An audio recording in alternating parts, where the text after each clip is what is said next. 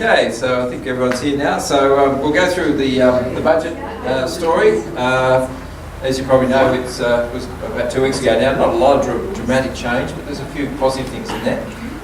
So that's the sort of things that you need to know about, and maybe in the future be able to tap in some of the things that's mentioned. But just to talk on the AMP issue, as you probably know, we're part of AMP in the sense that AMP provides our services. That provides our training, our audit, our area managers, state managers. So you've probably heard that a few problems with AMP. The main issue was that that a couple of years ago there's some people who didn't inform ASIC of some issues that was involved in. There was issues where they'd obviously taken fees out of a client's accounts. There was no advisor in because the advisor had left and retired, and they tried to cover that up. So those two people were sacked about 2-3 years ago, so that's pretty old news, but of course it's sort of, when the newspapers were presenting it, was made out as if it was like yesterday. But those two people were sacked, and they may actually be investigated for criminal actions because it was fraudulent, an intention to fraudulently put across to the regulator that they were actually they said it was administrative error, but in fact it was they knew about it and they just didn't do anything about it. So that's really the only issue, but it's a very big organisation. Just the number of planners, there's 3,500 planners roughly in the AMP group, the Hillross group and the Charter group. So we're the biggest group of financial planners in Australia, and bigger than the bank groups. The banks have got about 1,000, 1,500 each. But the key thing will be that there'll be more regulation probably on industry, but we'll just have to see what happens. The reports, an interim report is supposed to be done in September, and then a full report in February. Depending on how the Turnbull government decides to go to election, the election I think is May next year, I think it's due May next year. So we may have an election early next year. This may be the last budget before then, so see what happens. But there's going to be a lot, potentially a lot of change in industry, because by 2024 everyone's got to have had a relevant degree as well as doing extra study. So I'm not sure if even I qualify at this stage, even after doing 3 degrees, and 2 of them one of them in financial planning. So I'm not sure what's going to happen in the industry. It's going to be a very interesting time in the next 5 or 6 years as we transition. But anyway, getting back to the budget, the basic story of the budget, as you know, is that the governments have been trying to get back to surplus for many years, and this budget has laid out a 7-year plan to do that. So the key thing in this case is to look at the concessions that the government's giving in the context of the budget restrictions on trying to get back to a surplus. So even though I've put up here that it's a generous budget with tax cuts for the low income earners, the amount of tax cuts are not major, but the issue is in the context of very limited amount of surplus that they're going to get. They're really given a reasonable amount away. A lot of economists are saying they shouldn't be giving any tax cuts back. Primarily they should be getting back into surplus quicker. But I'll go with the reasons why in later on. But anyway, this could be the last budget before the next election, so we'll see what happens. But we're seeing that Mr. Shorten is always saying that he's going to give a bigger budget surplus and give more away. So I'm not sure how he's going to work with that one. But he's going to potentially bring in a lot more taxes. That's how it's going to his strategies. Anyway, the overall concept is a 7-year program of tax relief over time in various ways. The main way they've done it is through a tax rebate, and we'll come to that. But the tax cuts weren't substantive enough to compromise the budget surplus, so they'll be back in surplus by 2019-20, which is going to bring the surplus back 1 year in advance. The other concept the government's pushing is that we don't have more than 23.9% of our GDP spent by the federal government. Now, what that's saying, roughly a quarter of our GDP or our wealth each year is being only dedicated to government expenditure from the federal government. Because you've got to remember there's state governments and local governments on top of that who also spend a percentage of our GDP. So they're saying that if you have too much federal government, you effectively crowd out the private sector. The private sector mean that you're going to take away jobs out of the private sector. It will also mean you're going to have much heavier taxation, which means that governments will be taking a bigger take of the total GDP, but also makes small business and large businesses more uneconomic because they can't compete overseas because the tax rates are too high. So that's why it's important not to have too much government. It's getting the balance right between spending and versus keeping the private sector going. So most of the tax in Australia is paid by individuals, not by companies, but you can see here a real ramp up in the next couple of years where the company tax will really ramp up under the current company tax structures. Income tax is obviously going up because of bracket creep. The other reason is because we've put on 1 million jobs in the last 5 years and 1 million people paying tax now that didn't used to be. So that's also helping the tax revenue come in, and that's where this budget surplus is coming in, is because of the economy's going well, people are getting employed, people are paying tax, and the government's getting that extra revenue. The main thing is that we've got now a surplus coming into the future, but the reason we've had surpluses is really because of our terms of trade, which is really the prices we get for our commodities. So we probably know that coal and iron ore are our biggest commodities. Then we've got primary production, wool, beef, cotton. All those terms of trade, or the prices we get, is going to dictate how much comes back to the government. And so you can see here, when we had a boom in the terms of trade, we had surpluses. When the terms of trade was against us, down here, it was very hard for the government to get enough revenue from the economy. So our exports are really a very important part of our scenario in the government, and if we don't get our good prices from our commodities, it knocks back into the revenues we get.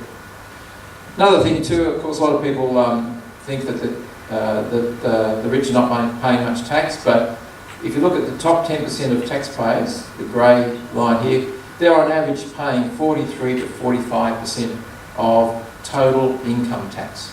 So the key thing here is that saying, oh, people always saying, oh, the rich should pay more. Well, they're already paying a lot. You know, the top 10% of the population is paying nearly half of the tax take. Obviously, that's when you're working. When you're not working, well, you don't want to be paying so much tax. But the key thing in the top 1%, if you look at there, they're paying 17 to 18%. Nearly a third of the tax is only paid by 1% of the population. So it's fairly true to say that the Australian wealthy are really paying their fair share. So the big announcement on the budget night was the rebates. So they're going to create 2 rebates. One is they've already created one, which is the low income rebate. It's been around for a long time, which has been $445 for incomes up to $37,000. Now they're going to add another rebate, which is called the middle income rebate, which can be, I think it's about $665, and that's going to have 2 rebates acting in the system. Now, instead of giving you a tax cut, what they've done is giving you a tax refund, and that's a rebate. And so what they say, you've got to pay tax first before you get the rebate, because you can't, if you're not paying tax, you don't get the rebate. So the main story is to raise, this year, they're going to raise up the tax rate up to $90,000 for the 34 cents tax bracket, and a couple of years later they'll do the $37,000 up to 48. But we'll go into that in a minute. But the other thing is that for incomes over 90 to 125,000, they're going to have a reduced offset, which reduces by 1.5 cents for every dollar over that limit. So there's a phase out of the rebate. So the current low income rebate, which says $445, it eventually goes to $645 by 2023. So what the Treasurer's doing here is being very clever. He's giving away future Treasurers tax cuts, which is a pretty good strategy, I suppose, because you're saying, just wait, just trust me, I'll give you a tax cut as long as nobody else takes it away from you. So at the At this stage, the Labor Party says they're going to agree to the tax cuts, the low income offsets, but it's got to get through the Senate. And if the Labor Party, the government's going to put up the whole package of the budget as one package, and if they don't agree to it, they're not going to put it. They're not going to break it up into little components and say we'll put through the low income offset and so forth. So basically, what it's saying is these things might not go through because they might get up to the Senate and they say, oh, well, we're not going to agree to this bit. And the government says, well, if you don't agree to that bit, we'll take it away. We'll just leave it as it is. I don't know, that might be a strategy for the government to bring the surplus in quicker, because if you don't give away all these tax breaks through the rebates, you might get a quicker surplus, or you would get a quicker surplus. So the current low income offset is from $37,000, you get $445 back from the government. And then above that, it reduces by 1.5 cents above the 37. So that will continue on, and then by 2023, you'll get a bigger rebate of $645. So what's the tax rebate work out? It works out between $200 and up to $665 for a $90,000 income earner, $200 off the tax for a $35,000. So these are what we call milkshake and hamburger refunds. You're not going to be able to get much out of them. But it sounds good to announce it on Budget Night, and it's obviously something's better than nothing, but it's a way of sort of promising something for the future anyway, and over the next 7 years. So the tax bracket this next year, the tax bracket of the $87,000 tax bracket for the 37 cents will now cut in at $90,000. So there's going to be a widening of that gap there, where you've got a lot more people will be on the 34 cents tax bracket rather than dropping into 37. And the 19 cents tax bracket will be increased in 2023, so you've got to hold your breath for that one, up to $41,000. So again, the Treasurer's promising away tax cuts for future Treasurers there.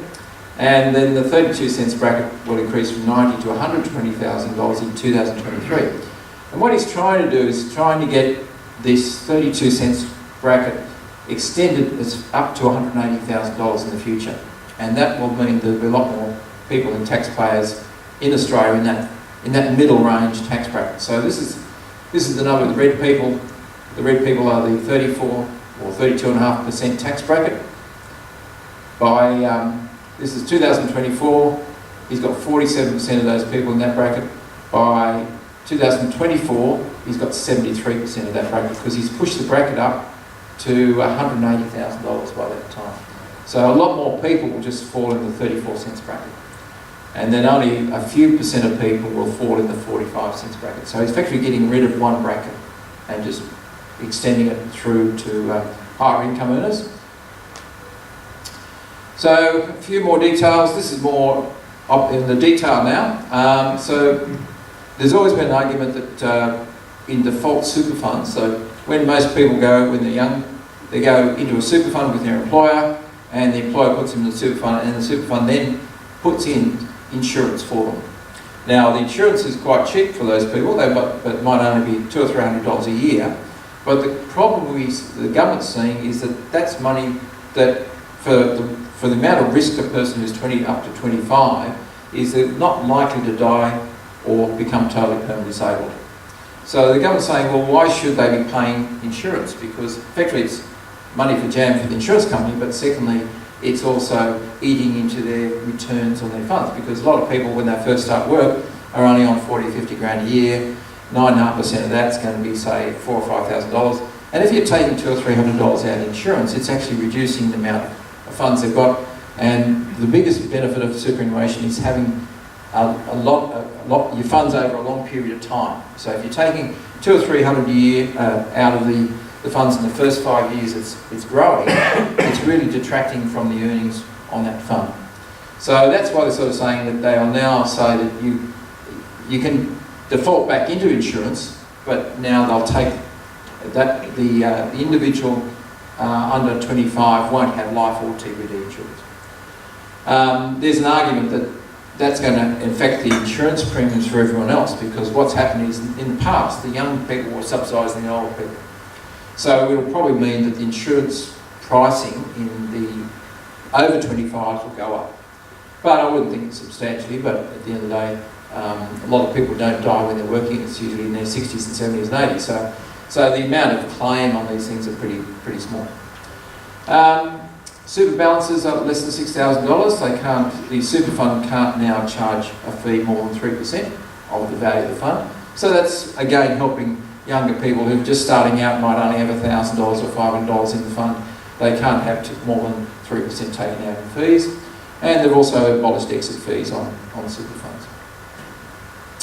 So another one is that if the member has not put money into super, because people often move industries, and because each industry's got their own super funds, they work in hospitality while they're at university, then go off and work in the public service. They've forgotten about their hospitality super fund at $2,000 in, and it gets eaten up with fees like insurance. And so what the government says to anyone who's got less than $6,000 in super and they haven't been active, that is, money hasn't gone in for 30 months, they'll transfer that to their active fund. So what that means, if you've now got a PSSAP super fund, they'll find that fund for you, because every super fund has to have a tax file number, and so they can trace you back to your tax file number and just move the old fund into the new fund. So self-managed super funds is making a bit more flexible there for up to 6 members rather than 4. In the past it used to be usually with partnerships, there'd be husband and wife and husband and wife, and then there was no other room to say put the children in. So that's a little bit of an option there. Work tests. This is work test is, as you know, 40 hours over 30 days if you're over 65. That's to get money into super. Now, what they're going to do is extend that to the next financial year after you work. So often we find that people have worked past 65, retire, but they might sell a house or buy a house or do something and get some money 3 to 6 or 12 months later. And then it's too late to put money into super because they haven't worked in that following year. So what we say to them is, well, we'll use the investment, but it would be best if we can get you back into super, then into an allocated pension which is tax-free for the rest of life. So this allows us a bit more scope to get those sort of things sorted out. Often people will move house in the first year after they retire, so they've often maybe downsized, they've got surplus money, after the following year they actually now can put that money back into super, and then we can get back into the pension phase. So that's something that's positive. The only limitation is you've got to have less than 300,000 in your super fund. So that does restrict it, but anyway, a lot of people in Canberra don't retire with more than 300,000. They have their CommSuper pension plus the 200,000 or 300,000 in super. So, and it could be often the wife has not much in super, so we can then put it through to the wife's account if she's worked after 65.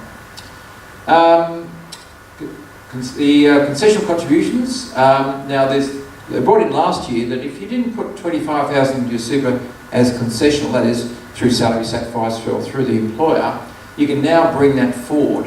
And say if you only put in 10,000 one year, you can bring 15,000 forward for the next years. The other thing is you can carry forward the 25,000 concessional, and you can carry forward the $100,000 non-concessional. That is, if you didn't put in $100,000 of your own money the previous year, you can bring forward that as well. So there's a new concept coming through now called a comprehensive income product for retirement, the CPIR. Now, what that basically is like a CommSuper pension. What the government did 20, 30 years ago was thought that what people would do would retire, have a lump sum and buy an annuity. Now, the problem with annuity is it goes for life, but if you live short, you don't get your money back. If you live long, well, that's fine. But you can't take any capital out and you can't change your income. That's the restriction of annuities. Now, in the UK, they used to have, a lot of people used to use annuities in the UK to cover their retirement. In Australia, we wanted to keep access to our capital, and we didn't want it locked away, and we didn't want, if we died, we wanted the rest to go to our spouse and kids. So a lot of people, except in Canberra, won't buy an annuity. So the government said, well, how can we get an incentive for people to take out annuities? Now, in Canberra, you've already got ones. Most people get their CommSuper pension, goes for life, you can't change it, live happily ever after. But outside of Canberra, most people want to keep that lump sum available. So what they're doing is giving a concession for this new concept called a comprehensive retirement product. And the concession is you get more age pension. Because what the government does is, or saying, is that we want people to have something that's locked away that you can't touch. And the government knows at least they've got maybe half or a third of their incomes covered for the retirement. Then the government will then give you a little bit more age pension. So that's something that's being developed. Products haven't hit the shelf yet. It's still in the development phase. And that's something that probably won't get much traction in Canberra because most people have got a Commonwealth super pension, but outside of Canberra probably will, because they'll get more age pension.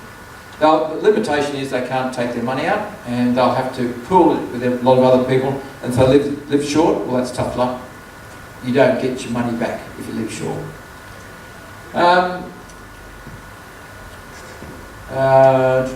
So for new lifetime income streams, they'll only include, so what they're going to do is give you 2 concessions on the age pension. If you take out a CPIR, they'll give you 60% off your incomes test, and sorry, they'll only assess 60% of the income, and they'll only assess 60% of the purchase price. So you're effectively getting a 40% discount on the assets and incomes test.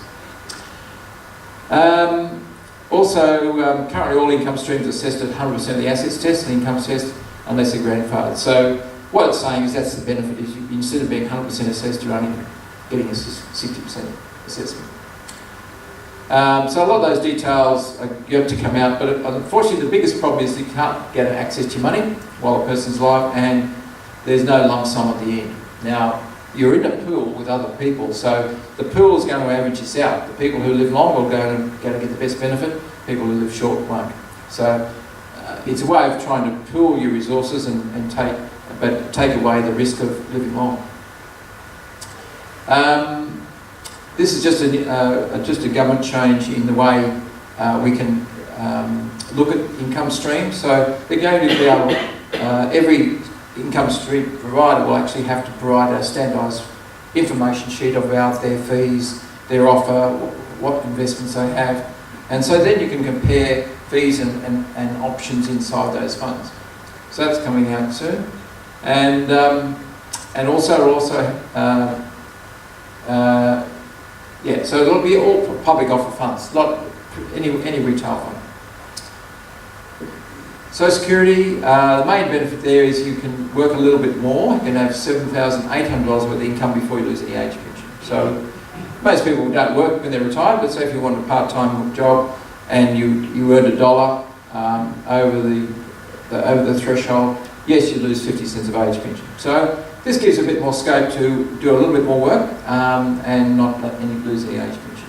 So the previous one was $6,500. Not a big giveaway, but it's something there.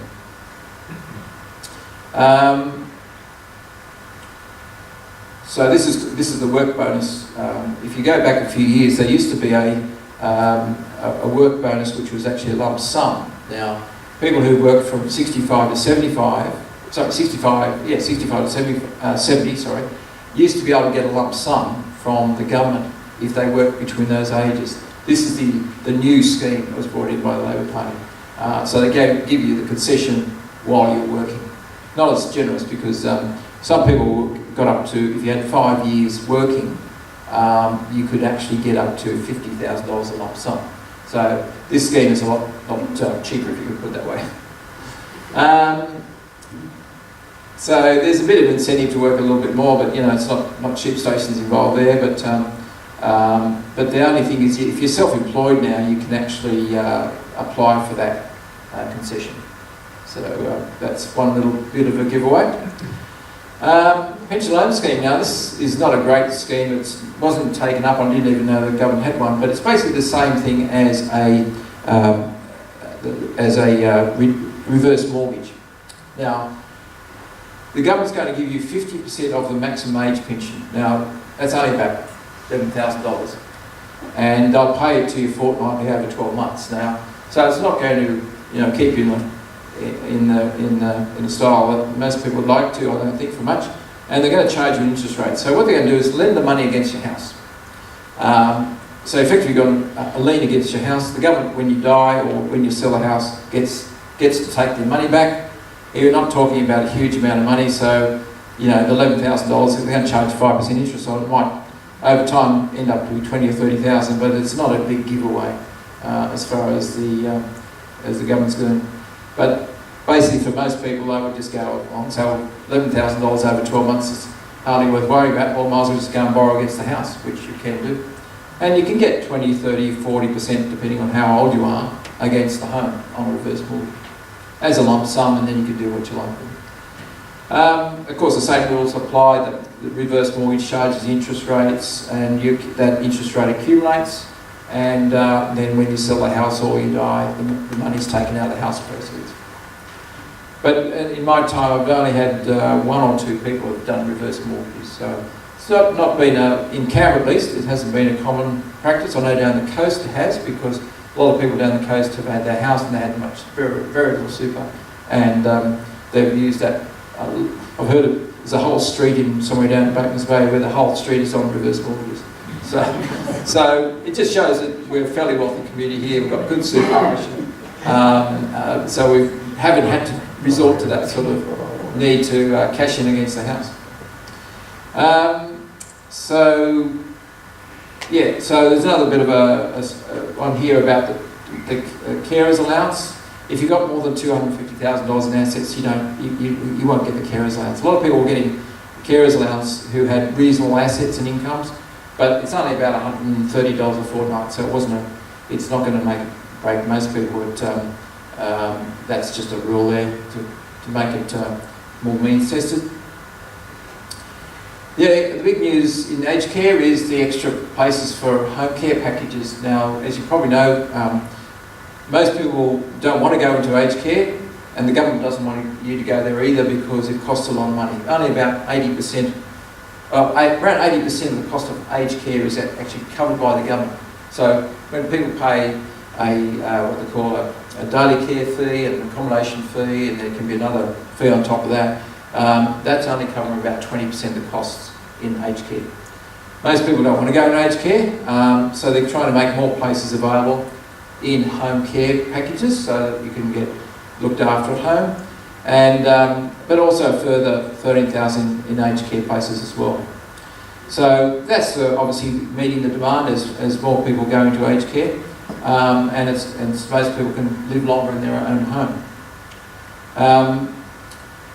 And they're also going to have a new authority to check on the quality of aged care as well. So I think there is an authority already that does this checking, but I think they're going to make it a much more souped up type organisation with more regulations and more controls over the aged care area. The infrastructure. Now, there's a lot of spending on infrastructure, but it's not showing up in the budget in the cost of their spending. So what they're saying is that this is off budget because this is money we're spending that will get benefits for 20, 30, 40, 50 years.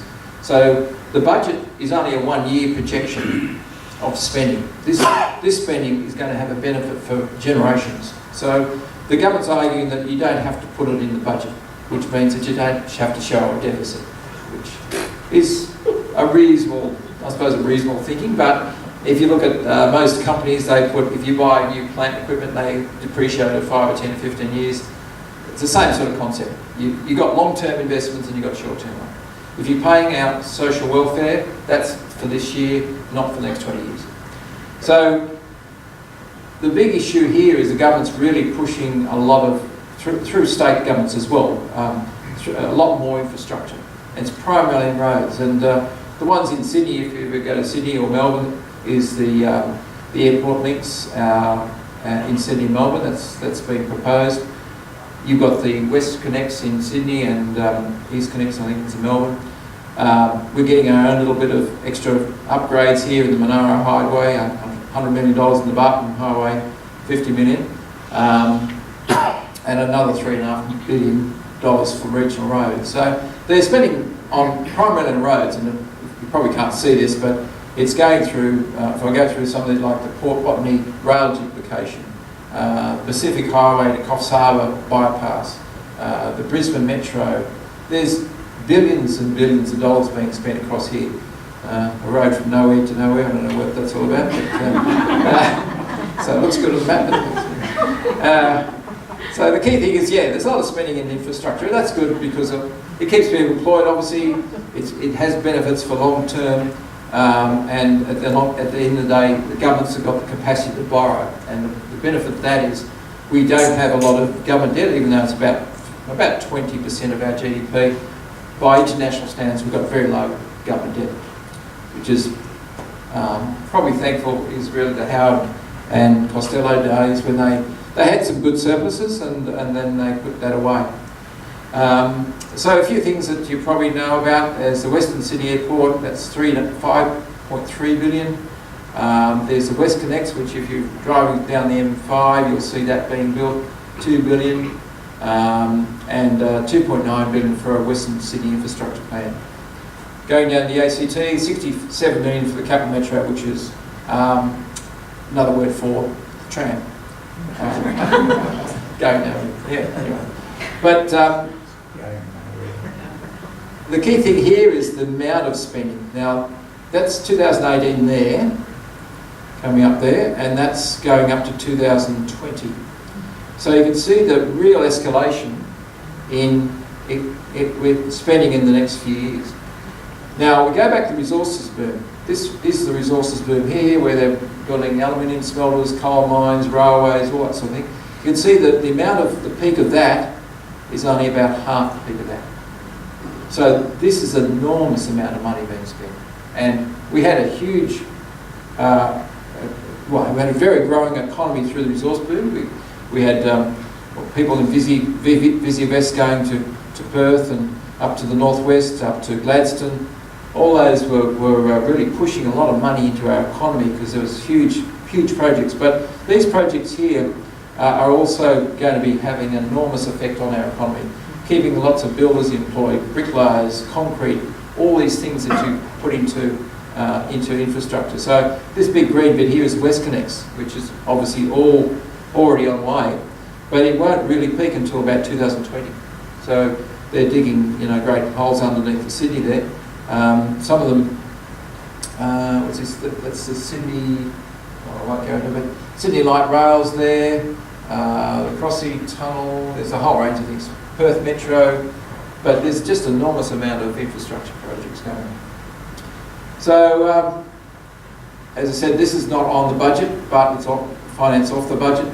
But the benefit is that we've got a AAA rating in Australia, and only about 7 countries in the world have AAA ratings.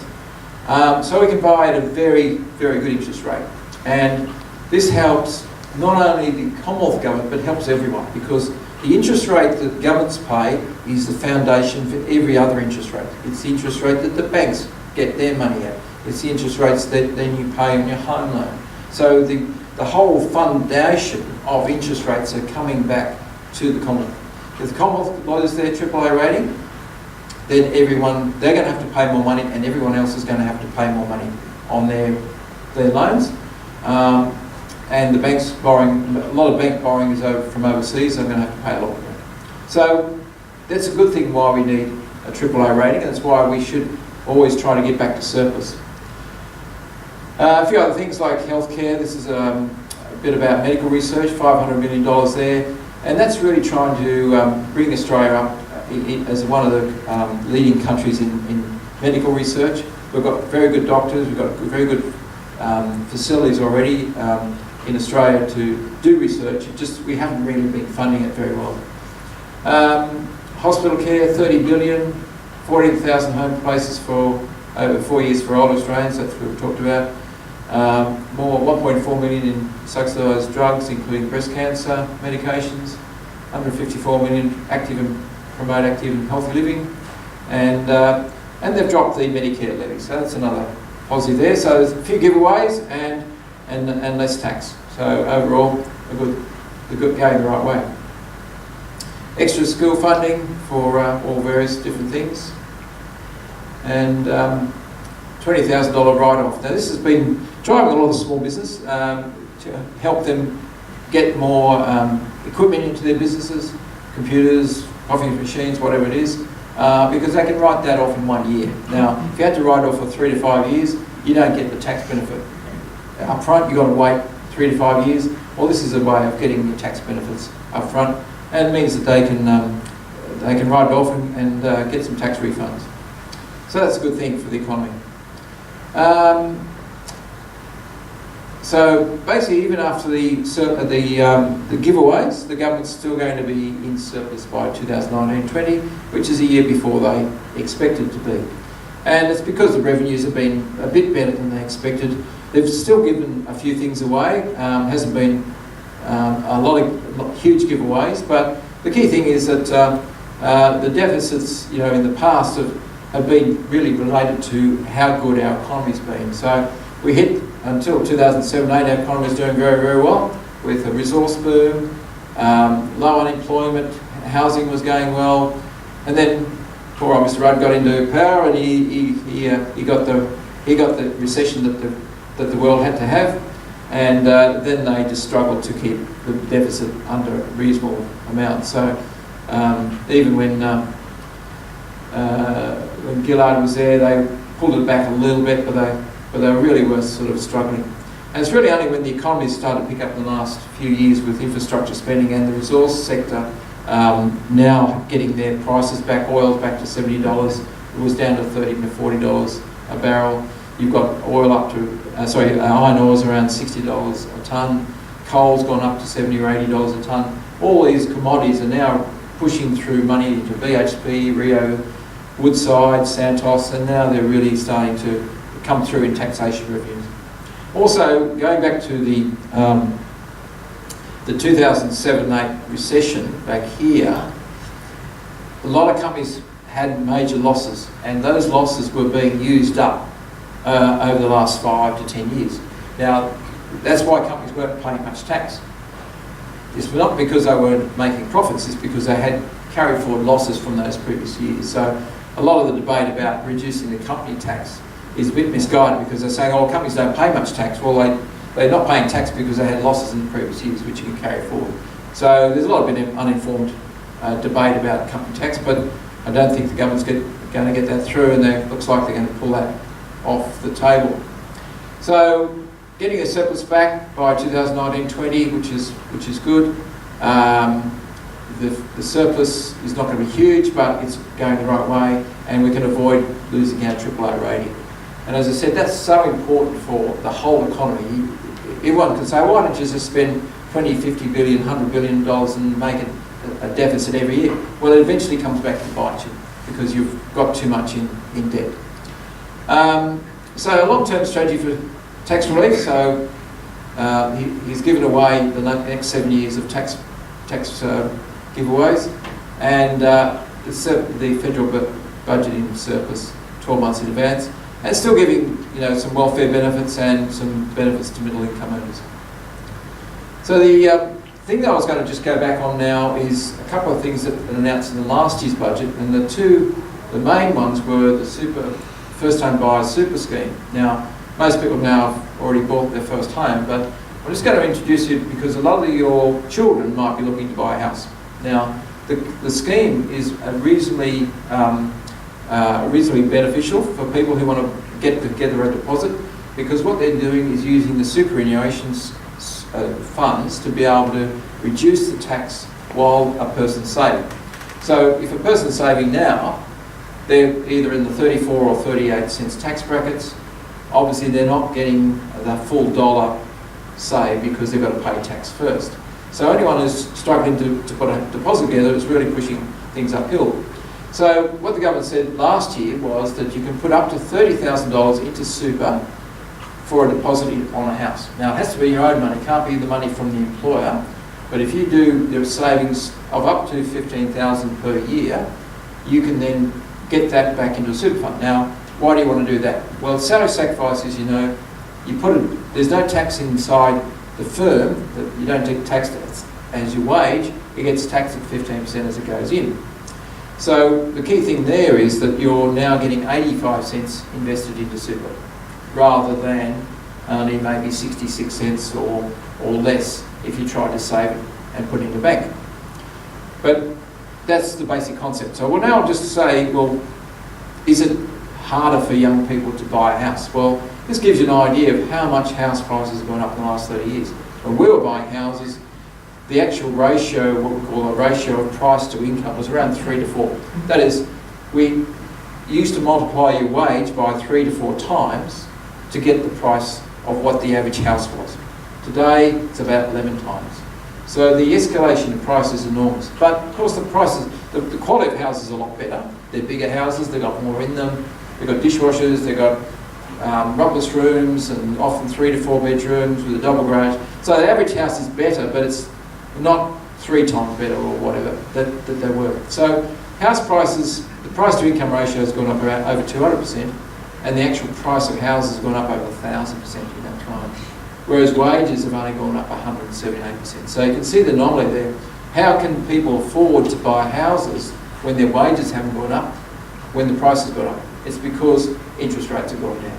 Because if we go back 30 years, we're looking in the late 80s, and interest rates were 15, 16, sometimes 17, 18%. So the only way people, well, one way people have been able to afford it is because interest rates have gone down. But that doesn't help people. They still have to borrow lots of money. Of course, we know that prices in Sydney and Melbourne are the ones that are really jumping away. And you can see from this graph that the orange is Melbourne and Sydney is the blue. It's how much they've really escalated over time in the last, say, 10 years. So Sydney and Melbourne both have very high mortgage repayment levels. So to get obviously they're dedicating a lot of their incomes to just repaying the mortgage. Don't know how they do it when you've got 60% of your income going, potentially up to 60% of your income going off in a mortgage. But in Canberra and the other cities, they're not too bad. So Canberra's got a fairly good high income. So for the average person in Canberra, a first-home buyer, they've got a bit better chance than being in Sydney. This is just to show you the average house price in every state. So it's showing here in Sydney, to get a house, to get a deposit for a house, you'd probably have to wait till about age 29 to save around $100,000. In Victoria, it's about 27, whereas in South Australia, it's 28. So it depends on the average incomes, but the 5% deposit on a house in Adelaide, so it's going to take a fair while to get together. So most houses in Australia are taking around 5 to 7 years at least of saving to get into a house. And this is the average house prices, or the median house price, sorry, not the average. The median being the most common house price. So in Sydney, the average, the most houses are around $900,000. That's where most of the cluster of house prices are. Melbourne's not far behind. Canberra's not too bad, around 590,000. So we're probably about 2/3 of what the Sydney and Melbourne prices are.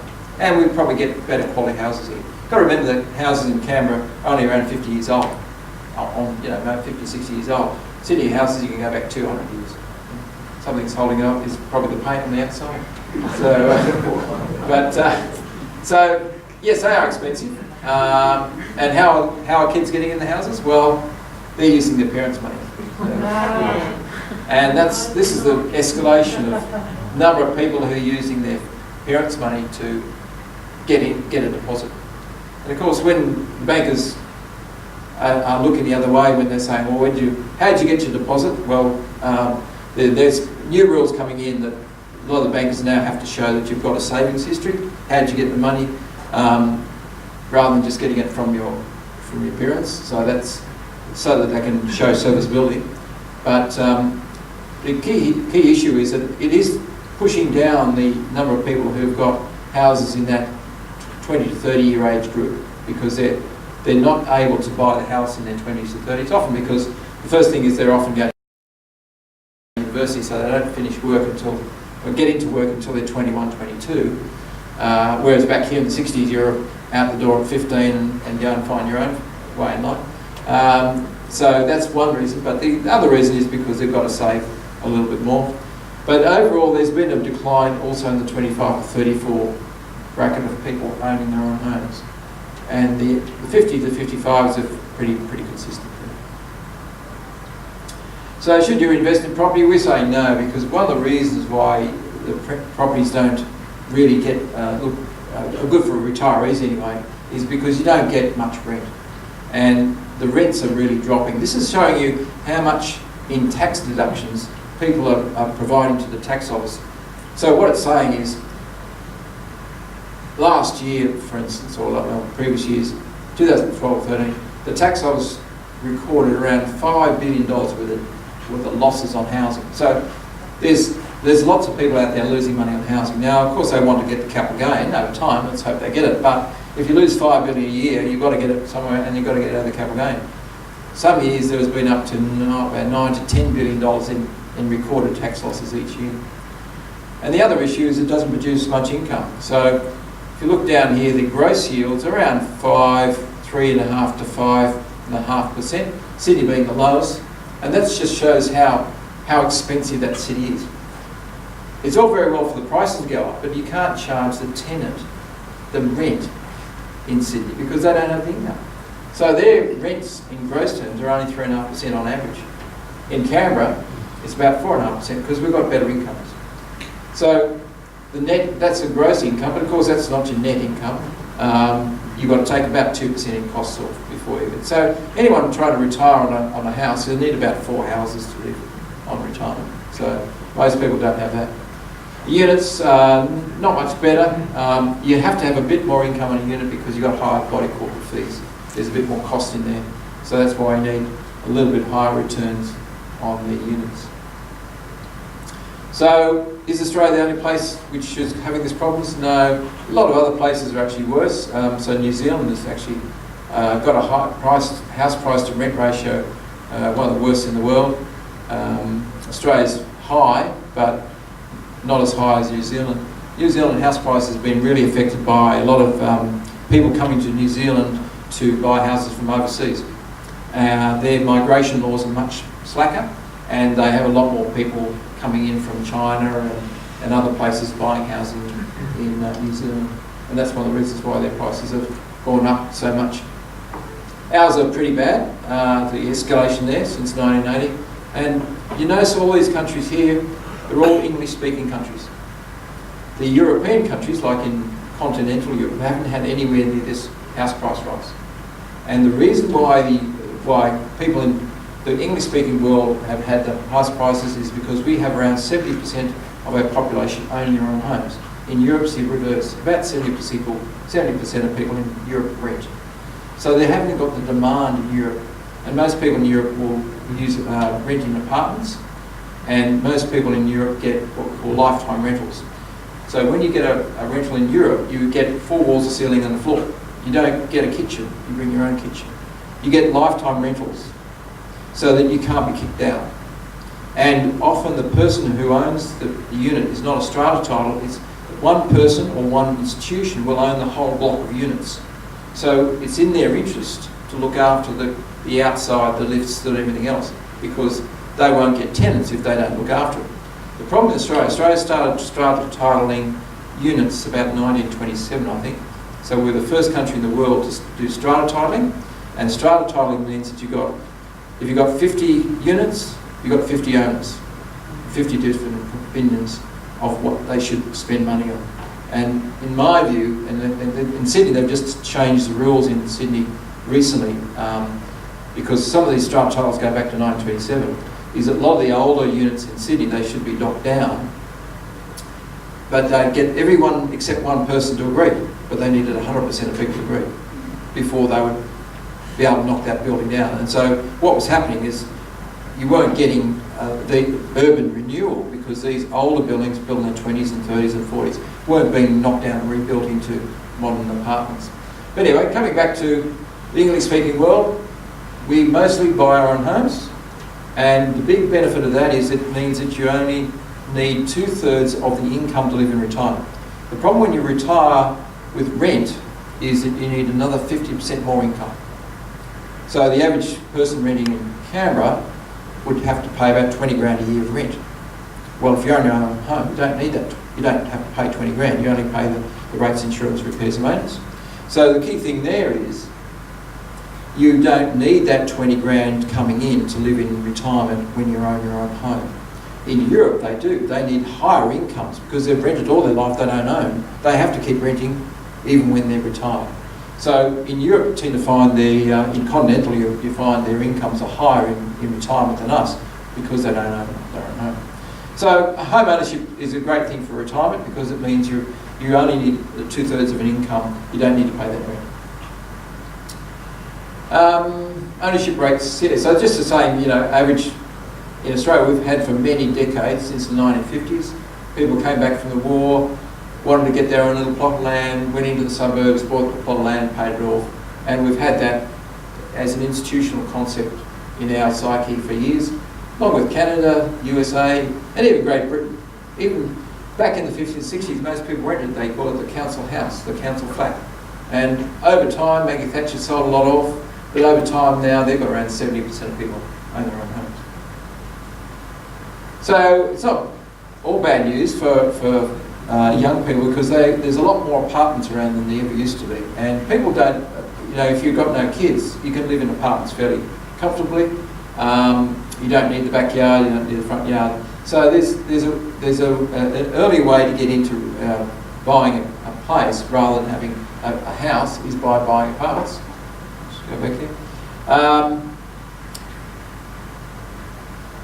The government has put in a few disincentives for investors to buy housing last year. Last year they said that you couldn't claim, for instance, a travel to the rental house as a tax deduction.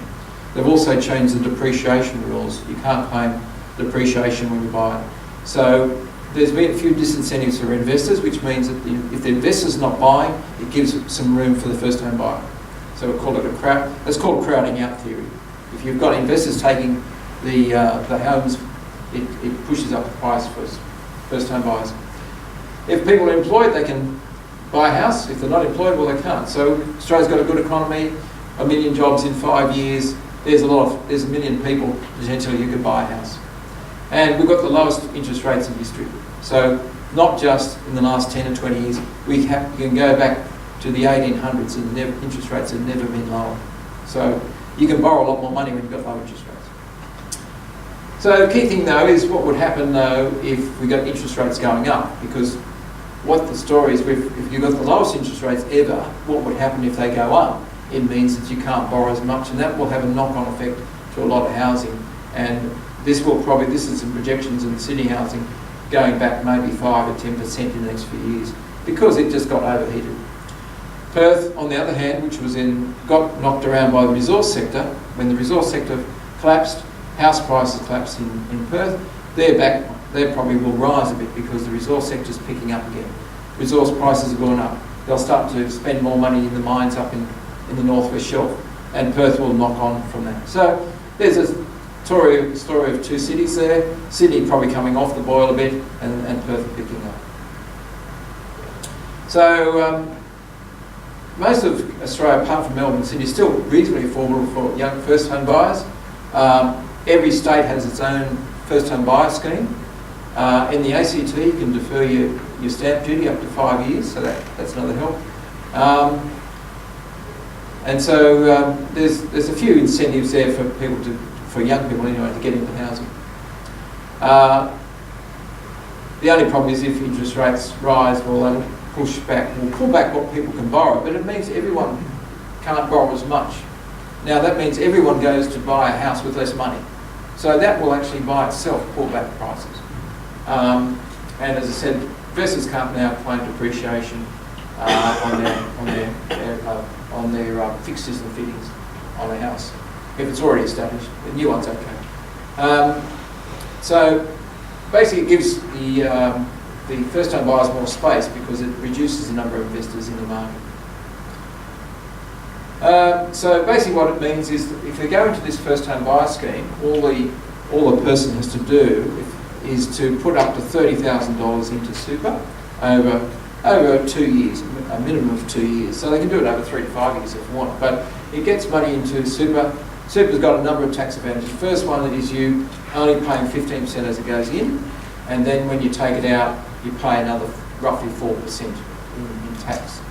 The second thing is while it's in there, it's earning better return than most term deposits. Most super funds are getting 5, 6, 7% return.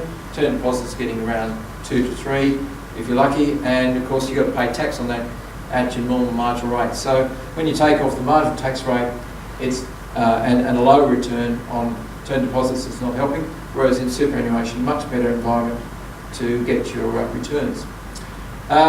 Don't need to specify that's going to be for a first home buyer, so if you don't use it, it just sits in super for the rest of your life until you buy a house. Once the buyers draw it from the funds, they've got 12 months to buy a house. Now, they don't actually have to have bought a house before they get the money out. They just have to put a form into the tax office, and they allow the release of the funds. So funds can be, the first funds can be taken out the 1st of July next year, and then they can then get the funds to use that as a house purchase. There's two ways of doing it. You can do salary sacrifice, that's the best way, or you can do it in after-tax dollars, just normal money. But the best one is to do salary sacrifice. So the main benefit there is no tax. So the first option is just put your own money. You don't pay tax as it goes into super, but you've already paid tax on your marginal rate. When you take it out, you get a refund, a tax refund of 30% on it. So you then only pay the difference in your normal marginal tax rate. So if on 34 cents tax, you're only paying 30% tax. You get a rebate of 30%, so the net result is 4% tax. They determine the interest rate on what you've put in. So if you put in, let's say you put in $20,000, you can take out the interest as well. So the interest is based on a interest rate of 4.7%. Now you can earn more than that, but you can only take it out at this rate, which is based on the bank bill rate plus the 3%. So it's not a bad rate. It's better than the bank deposit, and that's a net return too. It's an after-tax return because you don't have to pay tax on it. So the basic story is you can't use the 9.5% employer money, but if you're earning about 80 grand now, that's a high income. You can get about $5,700 in tax benefits on a contribution of $30,000 over 2 years. And that's using the salary sacrifice. Because 85% of contributions can be drawn plus your interest, the notional interest on it. So it's a reasonable sort of benefit. And what I've done here is a table to show you how much benefit is. So let's say if we put it into a term deposit, have to pay tax first on your income, then earn maybe 2% in a term deposit. 2 years later, you'll have about $19,000 on the 30 because you paid so much in tax. If it was in a managed fund, we can do that, but again, not much difference because you lose most of your money in the tax as it comes out of your wage. But this one here is where you're only losing 15% tax rather than 34%. And so you start with a lot more money, you get a better return along the way, plus you get less tax along the way. And so there's a big difference in the benefits there. So it's quite a big difference in benefits there. So the basic tax saving is $7,500 over 2 years. Could be more over time because you could live there for 3 to 5 years, but that's giving you a pretty good incentive to use the super fund. Whereas the managed fund's getting no tax benefits and you get less money at the end. So that's just to give you some ideas that, you know, if your kids are looking to buy a house, they should be looking to run it through their super fund because most people would have not really taken in the benefit that was introduced last year, and most people haven't really. I've got a couple of people doing it. I've got 3 people doing it already, but just most people wouldn't probably know about it because it's got a lot of traction last year. So we're going on to that. So downsizing homes. Now this is something that's also announced last year, and it only comes in from the 1st of July this year. So anyone downsizing their homes can still put up to $300,000 into super. They don't have to be working. The problem for most people who downsize when they retire is they're over 65 and not working. They can't put money into super because they're not working.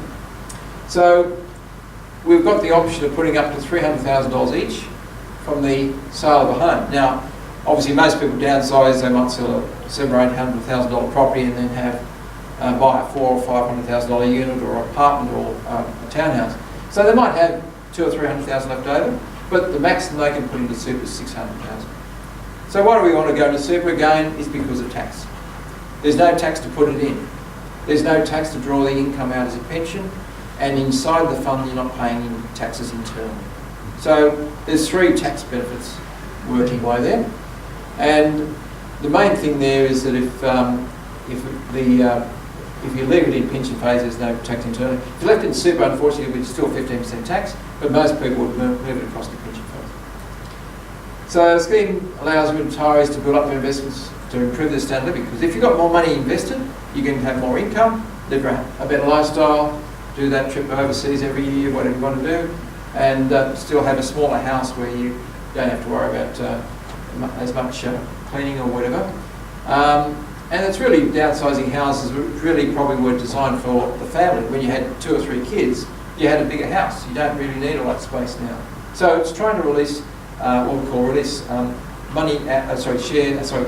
houses into the market, more suitable for families. So if you're retired with no kids at home, you don't need a big house. This is an incentive to move that stock of housing into the market and give it a chance for families to have it. So first time buyer scheme gives incentives for young people to get into the housing market through the super funds, and the downsizing gives you a way of releasing some funds and also having some more income. So there's 2 things in the housing market which we probably will be seeing more use of in the future through the superannuation schemes. Yes, all right.